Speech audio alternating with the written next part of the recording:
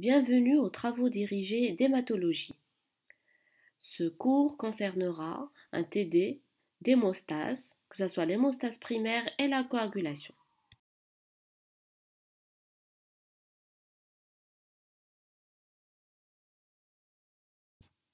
L'hémostase, que ce soit primaire ou secondaire, représente un ensemble de mécanismes physiologiques, biochimiques et cellulaires dont le rôle est de prévenir toute hémorragie spontanée, permettre l'arrêt d'un saignement, maintenir une fluidité sanguine à la fin de l'hémostase et participer aux différents phénomènes de cicatrisation.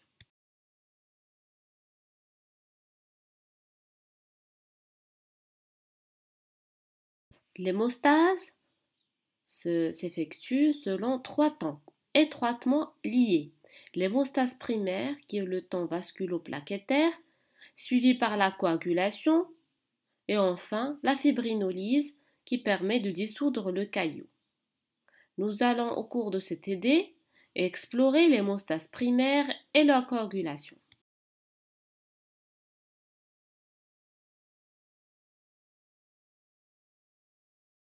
Un rappel de la physiologie des étapes de l'hémostase, comme on a dit, il existe trois phases étroitement liées. Première étape lors d'une lésion vasculaire quand on saigne, c'est d'abord l'intervention de l'hémostase primaire, puis la coagulation qui va renforcer l'hémostase primaire. À la fin, l'arrêt du saignement, on aura une fibrinolyse du caillou pour permettre une recirculation et une liquéfaction de sang.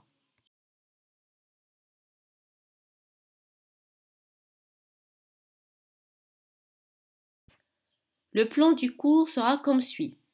On va d'abord étudier l'hémostase primaire, quels sont les facteurs intervenants, le mécanisme de l'hémostase primaire et bien sûr l'exploration biologique. Deuxième étape, c'est la coagulation. Pour cela, on va voir les facteurs de la coagulation, les différentes étapes et surtout le mécanisme et bien sûr son exploration. Ensuite, on va conclure et faire quelques cas cliniques à la fin du TD.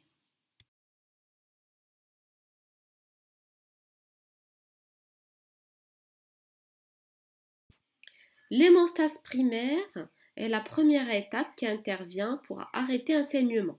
C'est le temps vasculaire et un temps plaquettaire qui va entraîner la formation du premier agrégat plaquettaire. Il va faire intervenir quatre facteurs importants à connaître. D'abord, le vaisseau avec ses différentes couches et surtout le sous-endothélium sur lesquels va se fixer les plaquettes.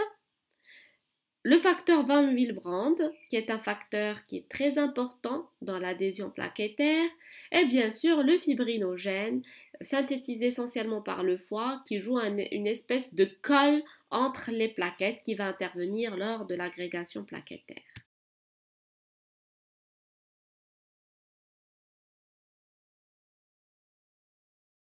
Le mécanisme de l'hémostase primaire commence d'abord par une vasoconstriction réflexe du vaisseau lésé.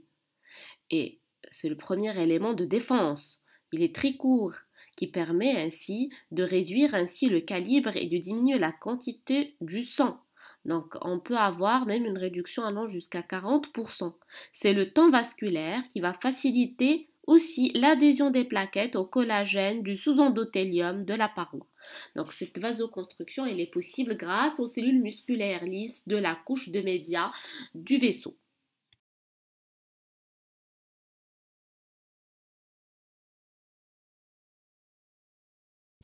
Deuxième étape de l'hémostase primaire étant l'adhésion des plaquettes. Une fois nous avons cette vasoconstruction, les plaquettes vont se rapprocher du sous-endothélium, ce qui va permettre en fait de la plaquette d'adhérer au sous-endothélium. Ceci s'effectue grâce au facteur Van Willebrand qui va être fixé par son récepteur GP glycoprotéine 1B qui va se lier au sous-endothélium. Donc l'adhésion se fait au sous-endothélium par le facteur Van Willebrand sur un récepteur spécifique. Donc on aura une liaison des plaquettes avec le sous-endothélium par le facteur Van Willebrand. Ce phénomène est très rapide, il va provoquer ainsi une activation des plaquettes une fois ils se vont adhérer au sous-endothélium.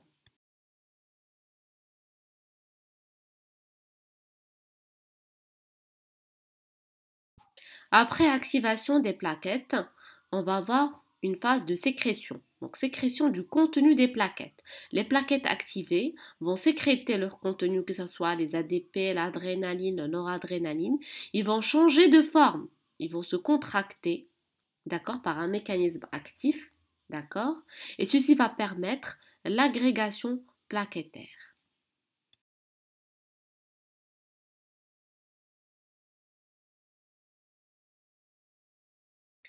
Donc l'agrégation plaquettaire déclenchée par la sécrétion du contenu des plaquettes, ceci va s'effectuer en présence du calcium et bien sûr des éléments sécrétés par les plaquettes.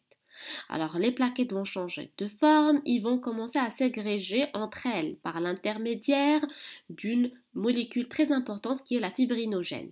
La fibrinogène est une espèce de colle qui va se fixer sur des récepteurs plaquettaires spécifiques qui est la GP2B3A, une glycoprotéine qui va permettre de lier les plaquettes les uns entre les unes avec les autres. C'est une étape qui est irréversible sous l'action de la thrombine, donc le facteur 2 de la coagulation, qui va être généré au cours de la phase de la coagulation, elle-même déclenchée par la lésion vasculaire. Donc c'est ce qui va déclencher en fait la deuxième étape qui est la plus importante, c'est la phase de coagulation qui va favoriser la consolidation bien sûr de cet agrégat plaquettaire.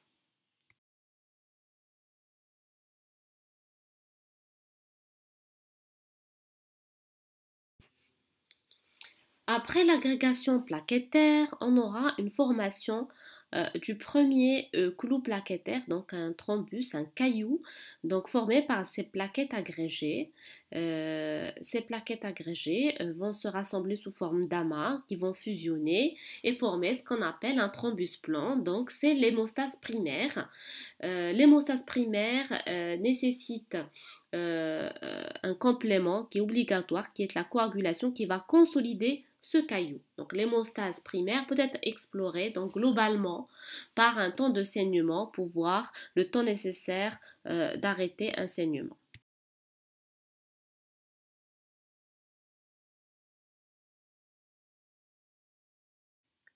Voici un schéma qui explique un peu les différentes étapes et mécanismes de l'hémostase primaire, à savoir lésion vasculaire qui va provoquer une vasoconstruction, puis une adhésion des plaquettes qui vont adhérer au sous-endothélium par le facteur Van Willebrand sur un récepteur spécifique GP1B.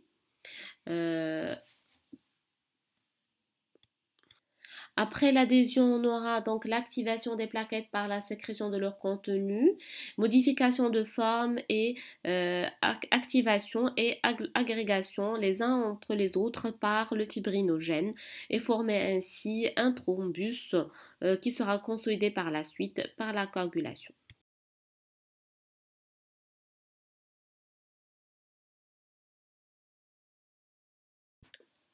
L'exploration biologique de l'hémostase primaire, elle se fait par certains tests. Alors les tests globaux, c'est une exploration globale de l'hémostase primaire. Comment on va explorer? C'est d'abord par un temps de saignement qui n'est plus utilisé actuellement. C'est une technique qui est abandonnée. Donc le temps de saignement, c'est le temps nécessaire d'arrêt spontané d'un saignement à partir d'une plaie superficielle. On utilisait plusieurs techniques. Les plus utilisées sont la méthode de Duc, par incision au niveau du lobule de l'oreille, une petite incision réalisée. Et puis il y a les méthodes d'IVI, que ce soit trois points d'incision ou bien sur incision horizontale au niveau de l'avant-bras, à partir desquels on va provoquer une plaie et on va chronométrer la durée nécessaire pour qu'il y ait un arrêt spontané du saignement. Donc, je vous ai mis un lien pour voir une vidéo qui va vous décrire les trois techniques d'une manière beaucoup plus détaillée, mais c'est une technique qui n'est plus utilisée. Actuellement, on demande rarement un temps de saignement pour nos patients.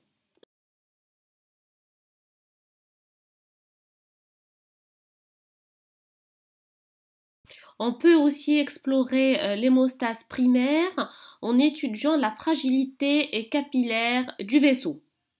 Ceci peut se faire par exemple en mesurant le nombre de pétéchies au pli du coude après application d'une pression continue par un brassard pour une durée de 5 minutes.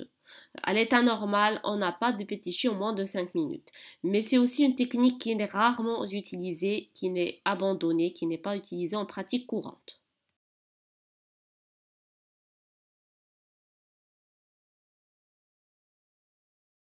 Le temps de saignement étant abandonné, il peut être remplacé par une exploration qui se fait par des automates. Celle qui est utilisée, c'est la mesure du temps d'occlusion grâce à un appareil spécifique. C'est un analyseur qui va reproduire l'environnement du vaisseau lésé. Donc, il va reproduire la même chose qu'un temps de saignement, mais par un appareil. Grâce à ceci, on peut évaluer le temps nécessaire pour qu'il y ait une occlusion, donc un arrêt de saignement qui peut explorer en même temps l'adhésion et l'agrégation des plaquettes sur la membrane de l'appareil. Donc c'est une technique qui demande un appareil spécifique dans des laboratoires spécifiques.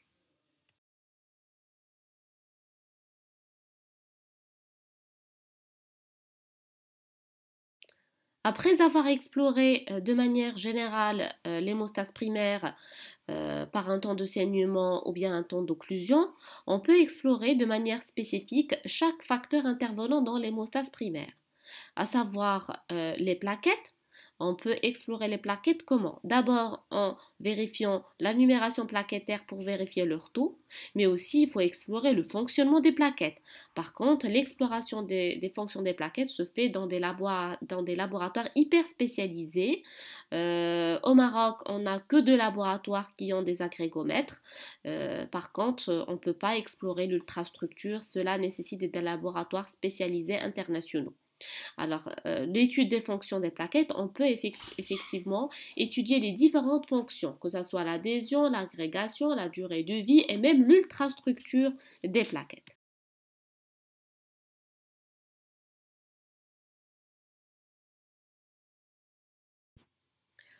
On peut aussi explorer l'hémostase primaire en faisant le dosage des autres facteurs intervenant dans l'hémostase primaire, à savoir le facteur Van Willebrand et bien sûr le dosage du fibrinogène. Donc, le dosage du facteur de Willebrand se fait par des dosages immunologiques et fonctionnels. Le dosage immunologique se fait par la méthode de référence ELISA, donc on va doser l'antigène en utilisant des anticorps. Mais ceci est couplé à un test fonctionnel qui est le dosage de son activité. Donc, cofacteur à l'aristocétine, il va mesurer donc la capacité du facteur Van Willebrand à se lier aux plaquettes en présence de l'aristocétine, cette liaison qui requiert la présence bien sûr du multimère de haut pas moléculaire qui est le facteur Van Willebrand. Ce test est réalisé en agrégométrie avec des plaquettes déjà préparées en présence, bien sûr, de l'inconvénient d'une mauvaise reproductibilité interlaboratoire. Donc, des fois, ce dosage doit être refait d'un laboratoire à un autre ou bien fait dans des laboratoires hyper spécialisés. Le dosage du fibrinogène peut se faire de manière manuelle aussi. C'est le temps de coagulation d'un plasma citraté après addition de la thrombine calcique. Donc le temps de coagulation sera mesuré en secondes et reporté sur une courbe préétablie à l'aide d'un plasma titré et ainsi converti en concentration. On aura ainsi le taux de fibrinogène en grammes par litre. Donc la technique est basée sur l'utilisation d'un plasma dilué, en général en dixième avec un diluant, mis dans un bain-marie 37 degrés pendant 2 minutes et on ajoute au plasma une faible quantité de thrombine. Ceci va provoquer la coagulation. En même temps, on va déclencher un chronomètre jusqu'à ce qu'on obtienne une coagulation. Donc on aura ainsi la mesure sous forme de secondes et puis on va se référer à la courbe d'étalonnage pour avoir une concentration en grammes par litre.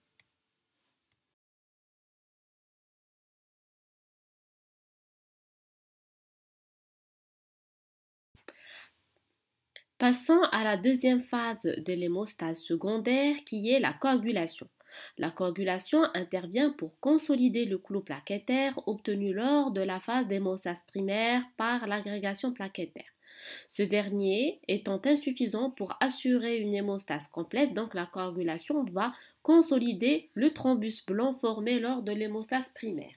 La coagulation s'effectue par une cascade de réactions enzymatiques qui va activer les facteurs de la coagulation, entraînant ainsi une transformation du fibrinogène protéine soluble en fibrine insoluble qui va constituer l'armature qui va fixer et consolider le caillou et maintenir ainsi le phénomène de la coagulation et l'arrêt du saignement.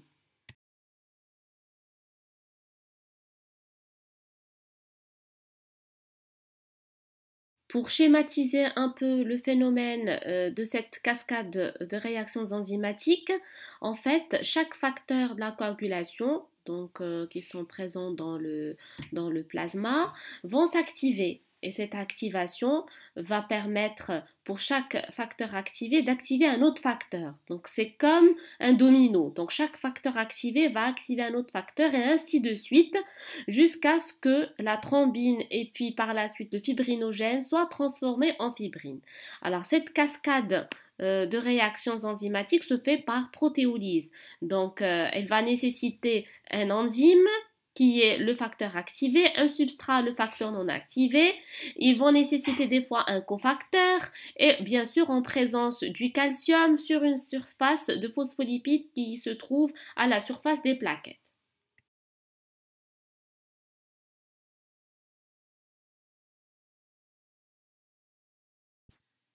Les facteurs intervenant dans la coagulation sont des facteurs plasmatiques.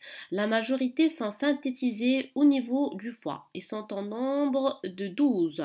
Nous avons le facteur 1 qui est le fibrinogène, le facteur 2 la prothrombine, le facteur 3 qui est la thromboplastine tissulaire,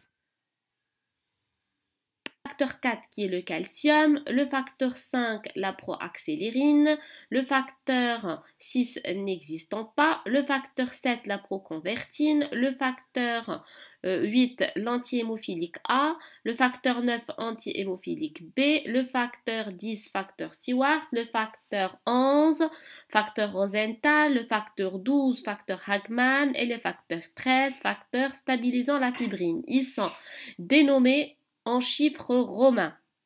Et une fois ils sont activés, il suffit de rajouter le suffixe A. Les facteurs synthétisés au niveau du foie et nécessitant la vitamine K, ce sont les facteurs vitamino-K dépendants. Ils sont 4, c'est le facteur 2, 7, 9 et le 10.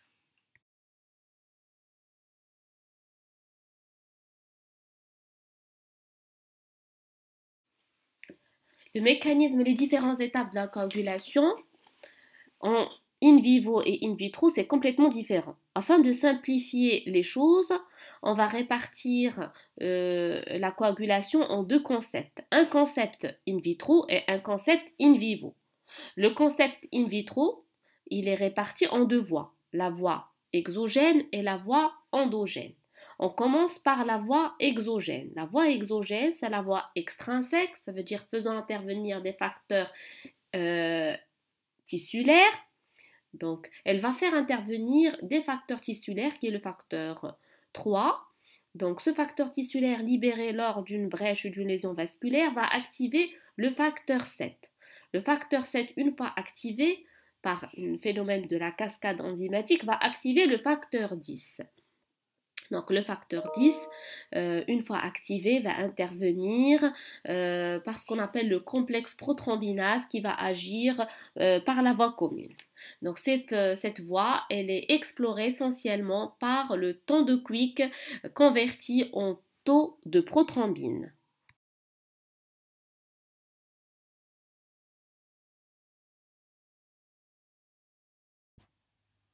Voici ce schéma qui explique un peu cette voie exogène qui va faire intervenir le facteur tissulaire qui active le facteur 7. Toute activation enzymatique nécessite du calcium. Une fois le facteur 7 activé, il va activer le facteur 10. Le facteur 10 activé va former un complexe prothrombinase avec son cofacteur qui est le facteur 5. Grâce aux phospholipides et au calcium, il va former un complexe qui va intervenir dans la voie commune.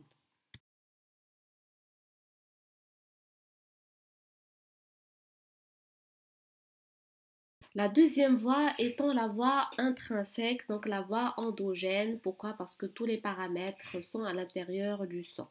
Les premiers facteurs à intervenir sont les facteurs contacts. Donc la précalicréine va se transformer en calicréine grâce aux kininogènes de haut poids moléculaire.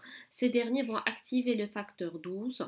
Le 12 activé va ensuite activer le facteur 11.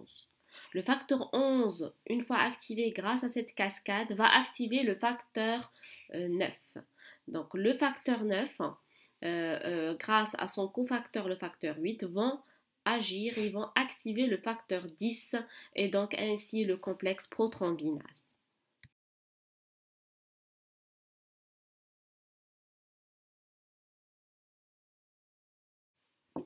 Voici un schéma simplifié afin d'expliquer la voie endogène. La voie endogène donc, fait intervenir les facteurs contacts, à savoir la calicréine et les kininogènes de haut poids moléculaire, qui vont activer le facteur 11 et le facteur 12, puis le facteur 11. Donc, une fois le facteur 11 activé, ce dernier va activer le facteur 9. Le facteur 9, avec son cofacteur, le facteur 8, vont former un complexe ténase qui va activer le facteur 10. Ce dernier, une fois activé, va former un complexe prothrombinase, le complexe prothrombinase qui intervient dans la voie commune.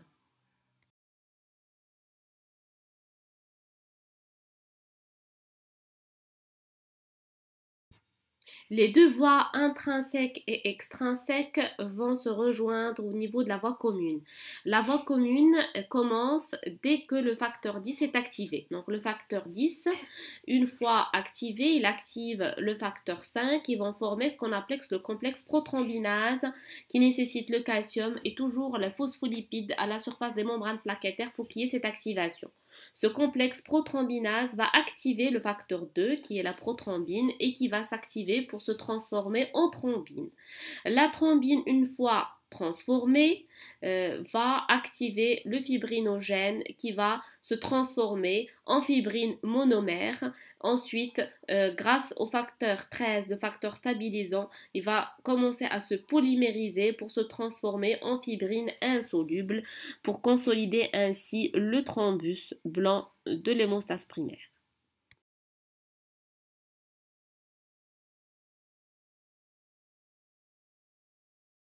Schématiquement, afin d'expliquer la coagulation sur le plan in vitro, donc sur le plan exploration biologique, on répartit la coagulation en voies exogènes, voies endogènes qui se rejoignent au niveau de la voie commune pour ainsi transformer le fibrinogène en fibrine.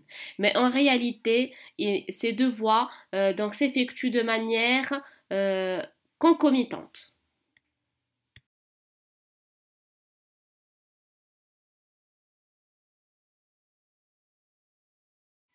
En in vivo, donc dans la réalité des choses, en cas d'une plaie vasculaire, les deux voies vont s'activer en même temps. Donc actuellement, le nouveau concept et le nouveau schéma de la coagulation s'effectue selon ces phases.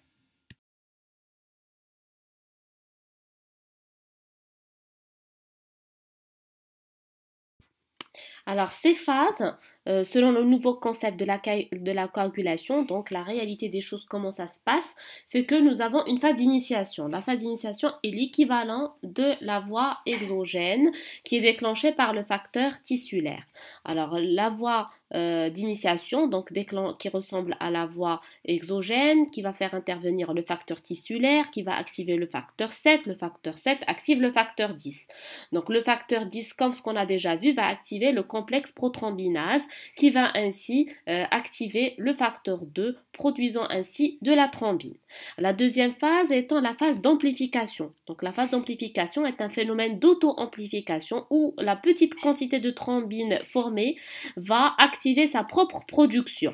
Comment elle va activer sa propre production? En activant plusieurs éléments. Donc la thrombine va elle-même activer les plaquettes, puis elle va activer des cofacteurs. Donc les cofacteurs, c'est le facteur 5 et le facteur 9. Donc le facteur 5 qui est un cofacteur du facteur 10 et le facteur 8 qui est un cofacteur du facteur 9. Donc ce qui va permettre l'accélération de la réaction enzymatique. Donc, et bien sûr, la thrombine va enfin activer un autre facteur qui est le facteur 11. Donc, la thrombine active certains facteurs, donc ce qui va permettre l'amplification du processus. La troisième phase étant la phase contact. La phase contact, elle est équivalente à la voie endogène. Donc, équivalente à la voie endogène, c'est une voie accessoire qui a un rôle mineur dans l'initiation de la coagulation, qui va faire intervenir donc les facteurs contact, ce qu'on a déjà vu, la précalicréine, le kininogène de haut point moléculaire, le facteur 12. Donc, en pratique, ce qui va reproduire la voie endogène. La dernière phase est la phase de stabilisation, la phase de formation du caillou. Donc cette génération explosive de la thrombine va permettre ainsi de transformer le fibrinogène en fibrine, ainsi former un réseau de fibrine qui va consolider le clou plaquettaire.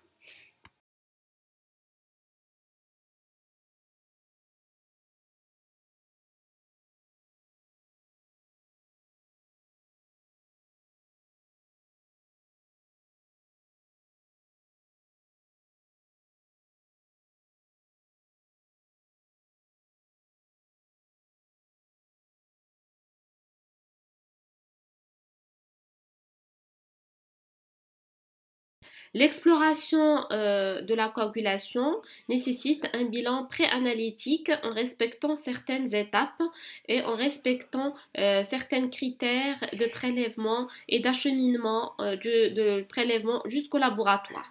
Tout d'abord, le prélèvement nécessite certains critères qu'il faut respecter. Le garrot ne doit pas être trop serré. La position est très importante, jamais en premier ni après le tube d'Épariné. En deuxième position, la quantité d'anticoagulant qui est contenue, il faut respecter même la quantité du sang prélevé par rapport à cette quantité. Et bien sûr, le délai de traitement doit être le plus rapidement possible, donc, et l'acheminement rapide. Actuellement, la mesure des temps de la coagulation, que ce soit le temps de Quick et le TCA, sont évalués par des automates. Mais sur le plan pratique, il faut savoir que le temps de coagulation peut être réalisé de manière manuelle en utilisant un bain-marie. Alors, le temps de Quick est réalisé sur un bain-marie à 37 degrés en utilisant un plasma. Donc, le plasma du patient va être déplaquetté, donc citraté, donc un prélèvement sur tube citraté, en présence d'un excès de facteurs tissulaires, donc qui va déclencher la coagulation. On va rajouter du calcium et on va rajouter aussi des phospholipides. Donc ceci va permettre de déclencher la coagulation. Donc le plasma contenu sur le tube, donc à l'intérieur du bain-marie, va commencer à réaliser sa coagulation et une fois le caillou formé, on arrête le chronomètre et donc on va mesurer en secondes le temps de Quick.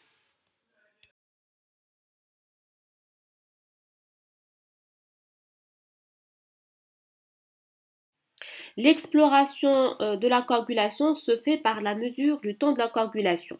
La voie exogène est explorée par le temps de Quick et la voie endogène est explorée par le temps de céphaline activée.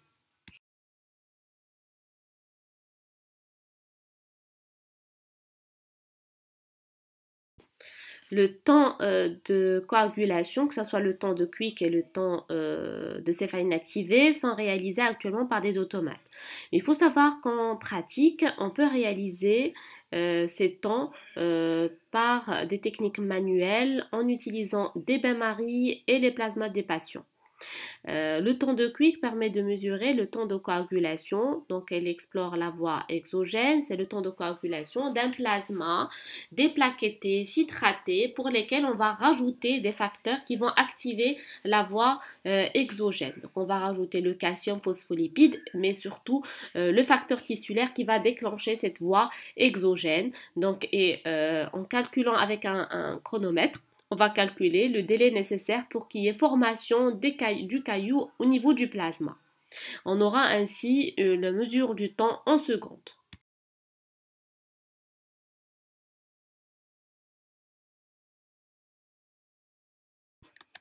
Au cours des travaux pratiques et surtout les travaux manuels, vous aurez besoin donc du bain-marie à 37 degrés. Vous aurez besoin du plasma que vous allez utiliser sur un tube en verre. Et puis les paramètres et les facteurs nécessaires pour activer cette coagulation. Et bien sûr un chronomètre.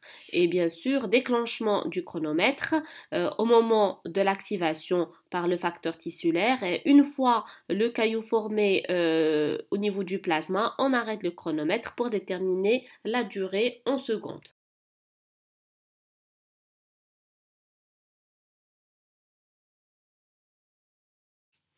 L'évaluation du temps de Quick peut se faire en secondes, mais aussi en pourcentage. En secondes, il faut toujours se référer par rapport au temps témoin, mais en moyenne, le temps de Quick, il est de 12 à 15 secondes. Donc, c'est la voie la plus rapide. Le TP, donc c'est le taux de prothrombine, est exprimé en pourcentage. Donc, c'est une conversion du temps de Quick en TP. Donc, ça veut dire que c'est une conversion de la mesure du temps en pourcentage en se référant à une courbe à la droite de Tivol. C'est une courbe d'étalonnage qui est établie par le laboratoire en utilisant différentes dilutions du plasma. Donc, selon la dilution du plasma, le temps de Quick a été évalué. Et en fonction du temps, donc en fait du temps de Quick par seconde, on va se référer au pourcentage pour évaluer bien sûr le TP. En général, la valeur normale, elle est entre 70 et 100%. L'INR, c'est un index national ratios. Il est utilisé surtout chez les patients utilisés des traitements par antivitamine K. Alors, c'est un rapport entre le temps de Quick du patient sur le temps de Quick du témoin. Et en général, la valeur doit être entre 2 et 3 chez les patients qui sont sous traitement avec K afin d'évaluer l'efficacité du traitement.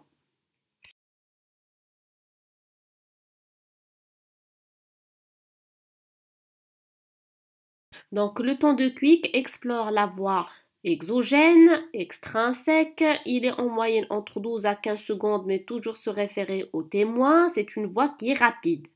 Dans certains cas, on peut avoir un allongement, donc un temps de Quick qui est très allongé au-delà des mesures du témoin. Et certaines situations expliquent cet allongement.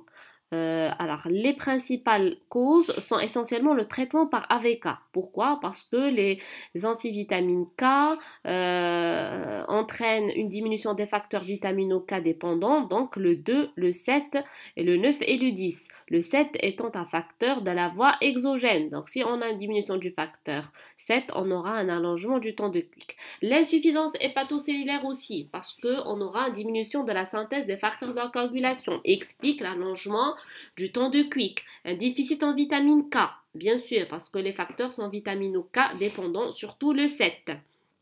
Déficit en facteurs de la voie exogène et commune. Bien sûr, tout allongement de la voie du TQ doit toujours vérifier par rapport au TCA. Si c'est un allongement isolé ou si c'est un allongement des deux voies. Si c'est si c'est une anomalie de la voie commune, les deux voies seront allongées. Et bien sûr, dernière cause, c'est la présence d'un anticoagulant circulant qui sera dirigé contre un facteur de la coagulation de la voie exogène. Par exemple, présence d'un anticoagulant circulant dirigé contre un facteur, par exemple le facteur 7. Ou bien quand on a des pathologies auto-immunes, on a la présence des anticorps.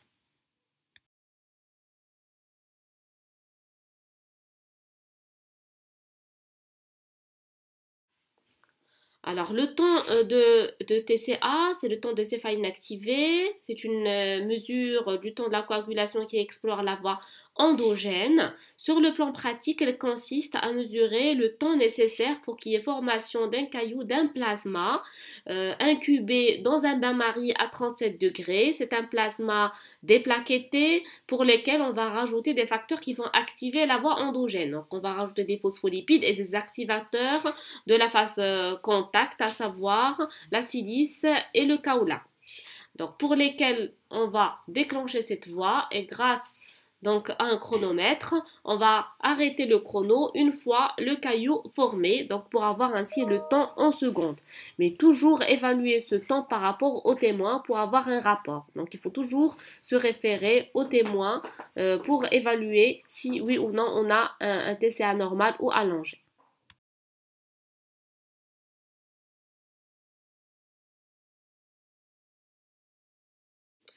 Donc le TCA explore la voie endogène, c'est une voie qui est beaucoup plus lente par rapport au TQ, automatisée en général, mais on peut sur le plan pratique et au cours des TD la réaliser d'une manière manuelle.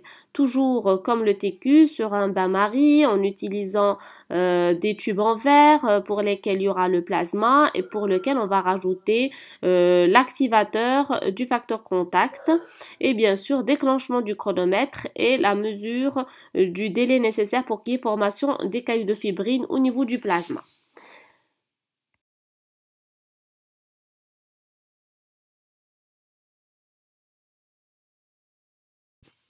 Alors, l'expression du TCA dans de céphaline activée se fait en secondes par rapport au témoin. En moyenne, il est entre 30 à 40 secondes. Il est beaucoup plus long que le TQ et la valeur doit être évaluée par rapport au témoin. Donc, il faut toujours avoir un rapport qui doit être inférieur à 1,2. Les causes d'allongement du TCA, donc soit qu'il y ait une anomalie de la voie endogène, soit une anomalie de la voie commune. Par exemple, un traitement par héparine. Donc, l'héparine, c'est un traitement anticoagulant qui agit par l'activation de l'antithrombine qui est un inhibiteur de la coagulation en fonction de type d'héparine. Soit que c'est une héparine non fractionnée, donc elle va inhiber le facteur 10 et le facteur 2, soit c'est une héparine de poids moléculaire, donc elle va inactiver le facteur 10 et donc du coup la voie commune et on aura un allongement du TCA. Alors, certaines causes peuvent expliquer l'allongement du TCA, comme certains déficits constitutionnels ou acquis des facteurs de la coagulation, surtout celles de la voie endogène, comme par exemple l'hémophilie A et B, où on aura un déficit en facteurs 8 et 9, et du coup on aura un allongement de la TCA. Et puis, il y a certaines situations critiques comme la CIVD, la coagulation intravasculaire disséminée, où on aura un déclenchement dans certaines situations de réanimation et d'infection de choc septique, où l'activation va déclencher une coagulation disséminée dans les microvaisseaux, provoquant ainsi une consommation des facteurs de la coagulation qui seront diminués et du coup, on aura un TCA qui est allongé. Et puis, toujours comme le temps de Quick, il y a les facteurs immunologiques où un anticoagulant circulant peut être dirigé contre un facteur de la coagulation et entraîner ainsi sa diminution et du coup, on aura un allongement de la TCA.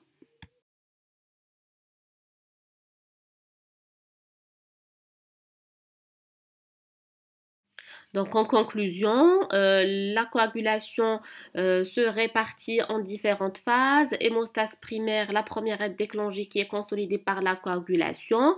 L'exploration nécessite certaines mesures. Alors pour l'hémostase primaire, on peut l'explorer en évaluant ces facteurs intervenants, à savoir les plaquettes en premier lieu avec une exploration globale temps de saignement mais actuellement remplacée par le temps d'occlusion dans des laboratoires automatisés. Et bien sûr, tests complémentaires en fonction de l'orientation clinique et des besoins. On peut évaluer les anomalies fonctionnelles des plaquettes, le facteur aussi von Willebrand dans certaines situations. L'exploration de la coagulation, que ce soit la voie endogène et la voie exogène, se fait par le temps de Quick et le temps de céphaline activé. Le temps de Quick converti en TP et le temps de céphaline activé. En fonction des anomalies de chaque voie, on peut explorer et faire un dosage spécifique des facteurs de chaque voie en fonction donc des paramètres. Donc le dosage des facteurs de la coagulation peut être réalisé aussi dans des laboratoires spécialisés par des techniques manuelles. Donc, le dosage des facteurs de la coagulation s'effectue en présence d'un échantillon à tester convenablement dilué et on va mesurer le temps de coagulation d'un réactif contenant tous les facteurs nécessaires à la coagulation sauf celui qui va être dosé. Donc on aura la vitesse de coagulation en fonction de la quantité de ce facteur dans l'échantillon à tester, donc pour chaque facteur, et du coup on aura un pourcentage à la fin qui va nous identifier le facteur déficitaire en fonction du pourcentage.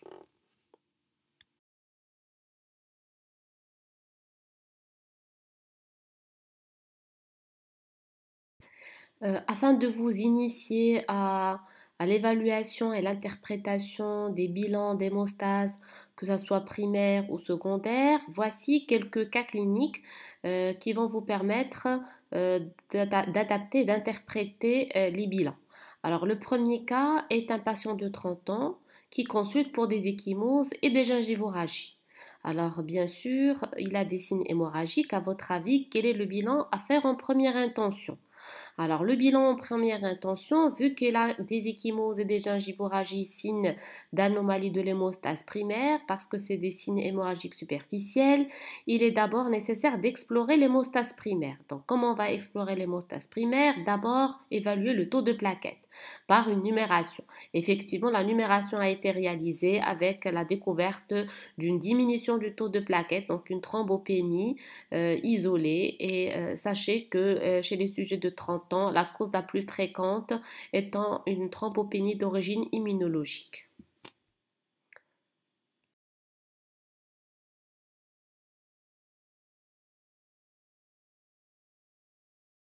Alors, deuxième cas clinique, il s'agit donc d'un patient âgé de 60 ans qui est suivi pour une leucémie aiguë, donc c'est un cancer, une maladie sanguine, qui est sous chimiothérapie, qui présente une infection avec un sepsis sévère. Le patient présente des ecchymoses diffuses au niveau de tout le corps avec des rectorragies et des gingivorragies.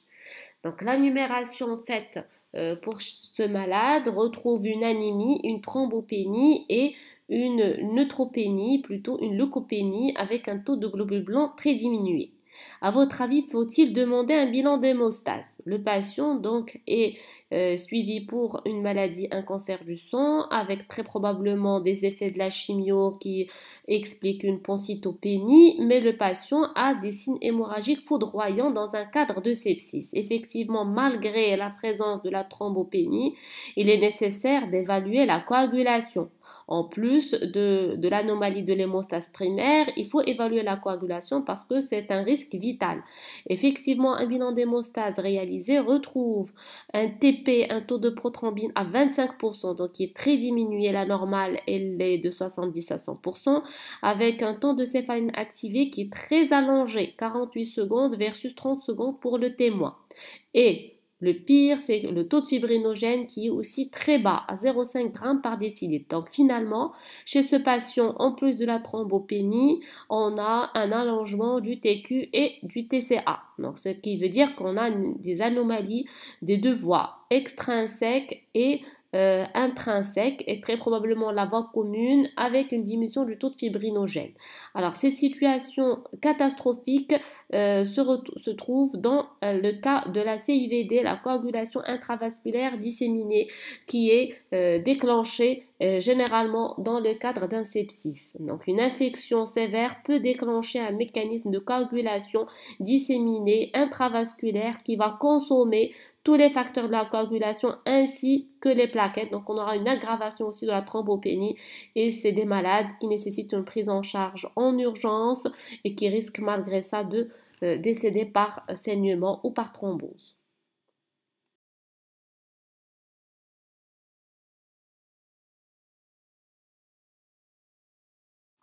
Le troisième cas clinique, il s'agit d'un cas d'un enfant de 3 ans qui consulte pour des hématomes, un genou tuméfié à la suite de chute. Alors, rien comme antécédent, une hémorragie au cours de la circoncision. À votre avis, quel est le bilan à demander? Alors, devant une situation pareille, chez des petits comme ça qui font des signes d'hémorragie profonde, généralement, il faut explorer les anomalies de la coagulation, à savoir un bilan d'hémostase complet, TP, TCA, fibrinogène. Jamais, il faut jamais explorer la coagulation avec un TP seul ou un TCA seul.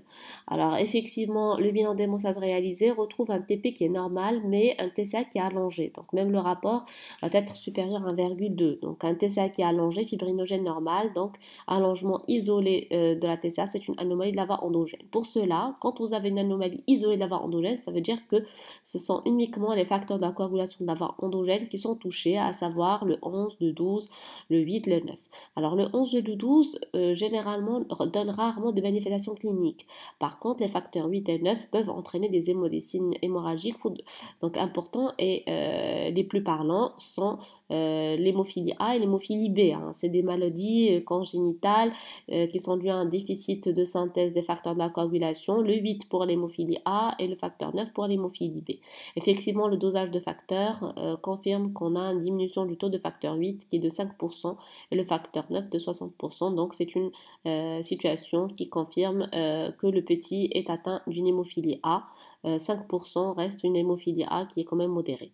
Alors, moins de 1%, c'est un déficit sévère. Voici donc la fin du TD. J'espère que vous avez bien compris quels sont les bilans nécessaires pour l'exploration. Malheureusement, nous ne pouvons pas faire de TD pratique à la paillasse, mais cette présentation permet ainsi de vous montrer les éléments nécessaires à connaître afin de vous initier à l'exploration des hémostases primaires et la coagulation. Merci pour votre attention.